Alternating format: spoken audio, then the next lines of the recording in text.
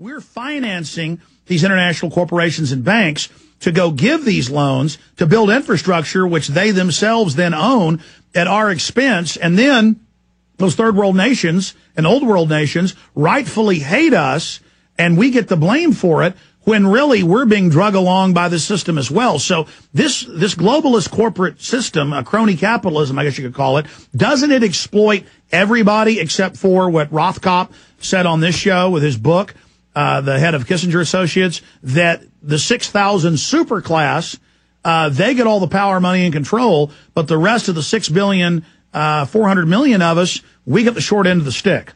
Absolutely, yeah. You know, and what comes around goes around. We in the United States were willing to turn a blind eye on the use of slaves, essentially, in sweatshops that make us cheap shirts and tennis shoes.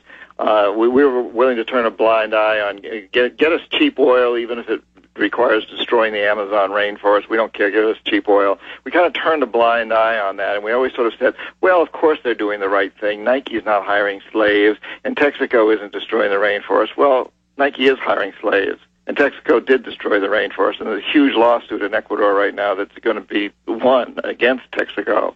And they don't do the right thing. And, you know, we've gone through this period that really started Milton Friedman, the economist from the Chicago School of Economics, who was deeply embraced by Ronald Reagan, got us on this roll of this, what I call a mutant virus of capitalism, which is to say the corporate executives don't need to be controlled.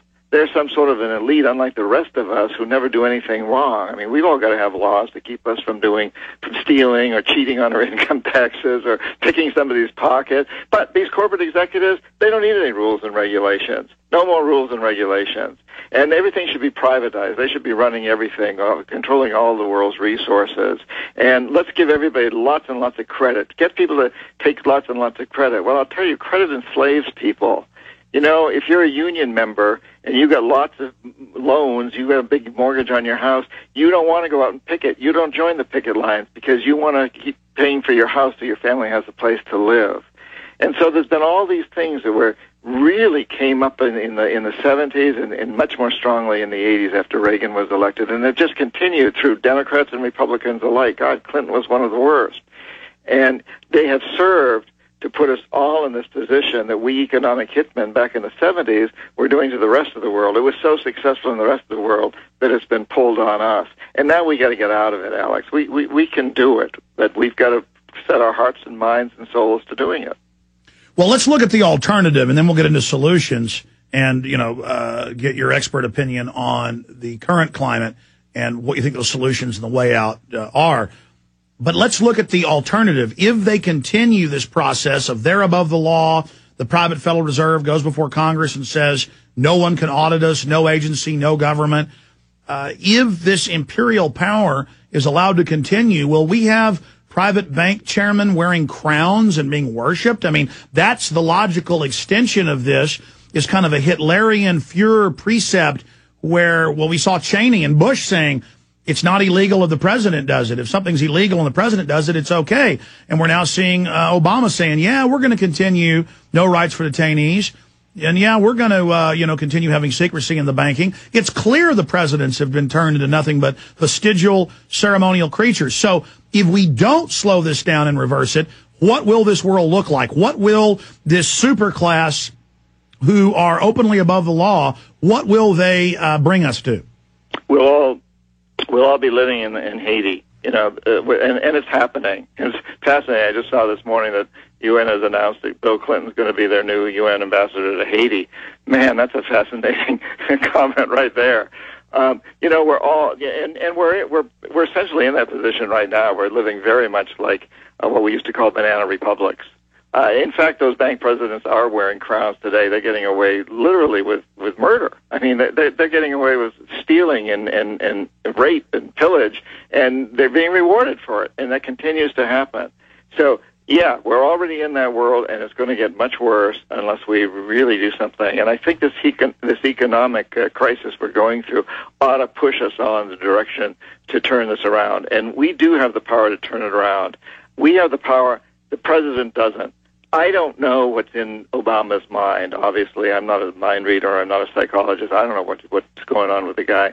But I do know that that he's in a very, very difficult position. And even if he has the very best of intentions, even if he wanted to do exactly what he promised to do in his campaigns, once he gets in that White House, he gets the laws read to him. Somebody sits him down and says, hey, remember what happened to Martin Luther King. Remember what happened to Jack and Robert Kennedy. Remember. And Clinton, of course, wasn't physically assassinated, but he had a character assassination. And I think he had the forecomings of one back in his first term. And they clearly, stay there, they clearly do that to weaken them and make sure they're compromised. And clearly Obama's got a lot of skeletons. That's why they like him. He's also very graceful, very intelligent. And after Bush, it's like people want a president they're not ashamed of. John Perkins, stay there. Confessions of an Economic Hitman, #1 bestseller. New book coming out. Do you understand how dark it is? How far down the line we are? How late it is? We're talking to a gentleman recruited out of college by the U.S. government to work through private corporations to go in and facilitate the takeover of third world nations, predominantly in Latin America, but it goes on worldwide, by economic means. John Perkins, I want to get more into what's currently happening and how this is just expanding and expanding as they gobble up the entire planet and leave tyranny where liberty was and freedom was and economic freedom was. But looking at the structure, the CIA is declassified. They brag. Other governments do this. MI6 does it. Other intelligence agencies do it. But nobody does it like the United States, obviously. The Russians did it to some extent, using money to get control of nations. But this program of going into third world countries, paying off their leaders, giving them loans at 25-30% interest, where $1 billion turns into $40 billion, getting the countries to sign over all their infrastructure, then the IMF World Bank documents where they turn the power and water off to cause a riot, so then society really falls, so the globalists can then buy up their stock markets. I mean, this is all on record, and now they're clearly doing it not on a regional scale, but on an international, global scale. This is really a military system where they come in with the economics first, and as you said, back it up then militarily. After the society collapses, that creates the next crisis. They need to bring in the physical control. Can you speak specifically to the IMF riot?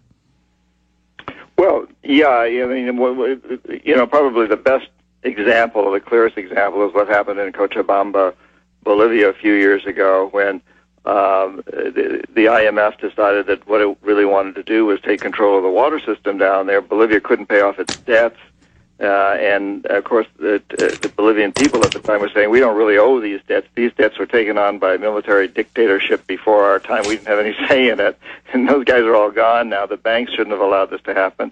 But in any case, the IMF went in, and they dictated that Bolivia had to basically give its water company in Cochabamba, its third largest city, to the Bechtel Corporation, a U.S. corporation.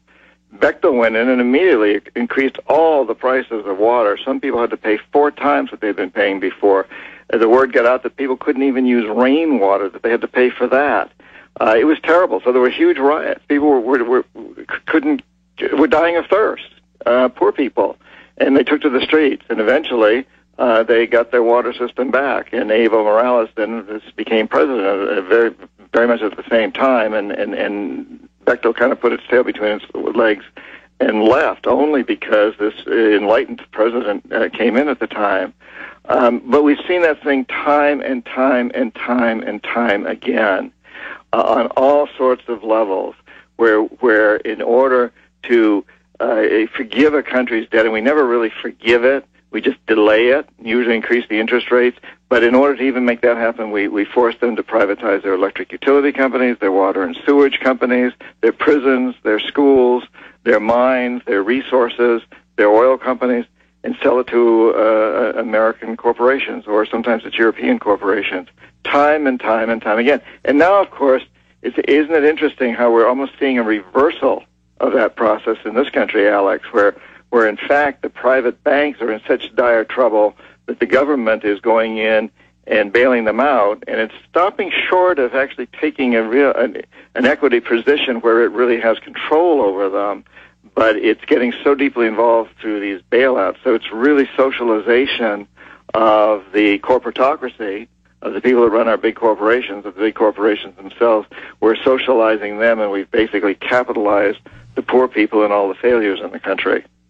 John, I see it as socializing the risk, but privatizing the profit has been said many times, where I really see this as a corporate takeover of the government. I don't see it as a government takeover of the banks, because it's clearly the New York Fed and other private central banks that are running the show globally. They fearmonger, oh, my God, we're in this big crisis. You know, they use the derivatives and all the fiat currency and credit they made to buy up the world.